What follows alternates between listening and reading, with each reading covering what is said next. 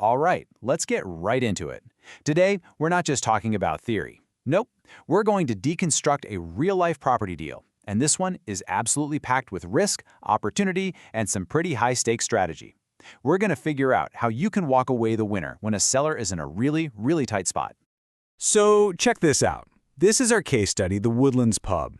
Now, on the surface, this thing looks like a golden ticket. It's a platinum pub from Stonegate, the biggest pub operator in the entire UK. You're thinking, prime asset, huge company. What could possibly go wrong? Well, that's where the real story begins.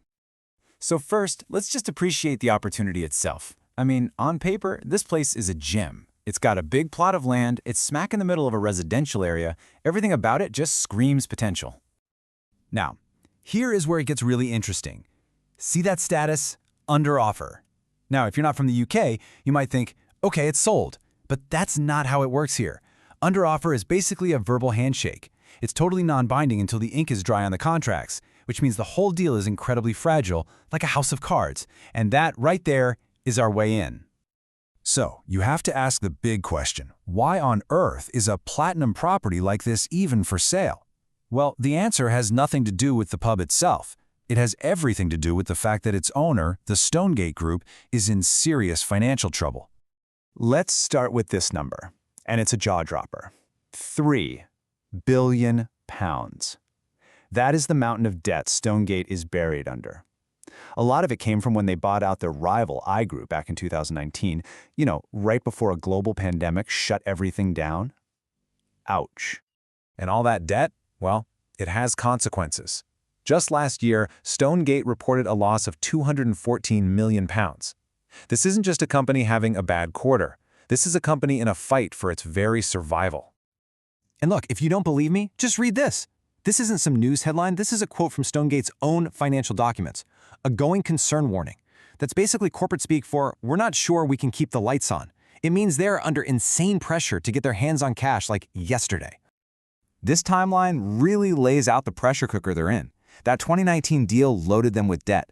The 2024 losses showed just how bad it's gotten. But the real ticking time bomb is January 2025. That's when a restriction on a massive loan expires and their hand is forced. They must sell properties like the Woodlands, and they have to do it now. So Stonegate's in a bind, but their problem is made so much worse by this simple fact that the UK property system is, well, it's kind of broken. That under offer status is just the tip of the iceberg of uncertainty. Just let this number sink in for a second. More than 1 in every 4 property deals in England and Wales completely falls apart before completion. It just vanishes. That means, statistically, the current deal on the Woodlands has a very real chance of failing. And here's why that is. A huge chunk, 40%, collapsed because of mortgage problems. But then look at the next one. 27% is just the buyer changing their mind or trying to knock the price down at the 11th hour. The whole system has so many failure points, and that creates a huge opportunity for someone who is prepared and waiting in the wings. Now, for a property like a pub, the risks are even crazier. A buyer isn't just dealing with normal house buying stuff. No, they are inheriting a complicated commercial property, and that comes with a whole bunch of hidden traps. First, let's talk about the most infamous trap of all, gazumping. Since nothing is legally binding, a seller can just drop their current buyer for a higher offer, literally at any moment. It's brutal, it feels wrong, but it's 100% legal here, and it's a massive risk for any buyer. And don't think this is some rare event. Look at this. Over a third of buyers say they've been gazumped.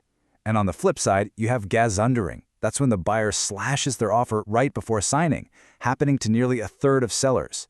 This chaos is the perfect environment for a strategic player to make a move. Okay, this is so important. Buying an old pub is not like buying a house. You could suddenly be legally responsible for cleaning up land contamination from decades ago. You might find out you don't even have the right permits to do what you want with the place. You could even get stuck with the old owner's unpaid taxes.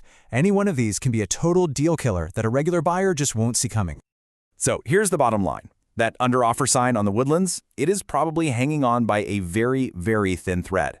The current buyer could be discovering one of these nasty surprises right now, getting cold feet, or maybe their bank just won't give them the kind of commercial loan they need. Okay, so we've got a desperate seller and a deal that could collapse at any second. So, how do you turn that into a win?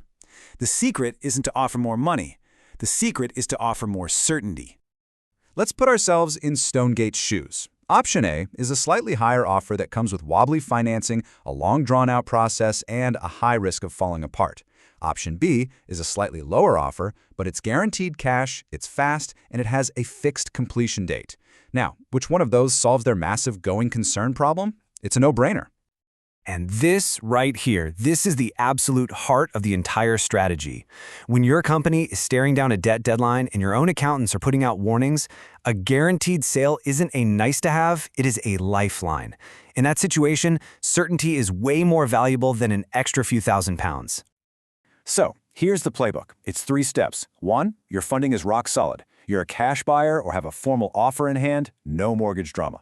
2, you assemble your expert team, commercial lawyers, surveyors, before the current deal collapses, so you're ready to pounce. 3, when that deal does fail, you don't just make an offer. You offer speed. You offer a clean, no-fuss deal with a short deadline that solves the seller's biggest headache, time.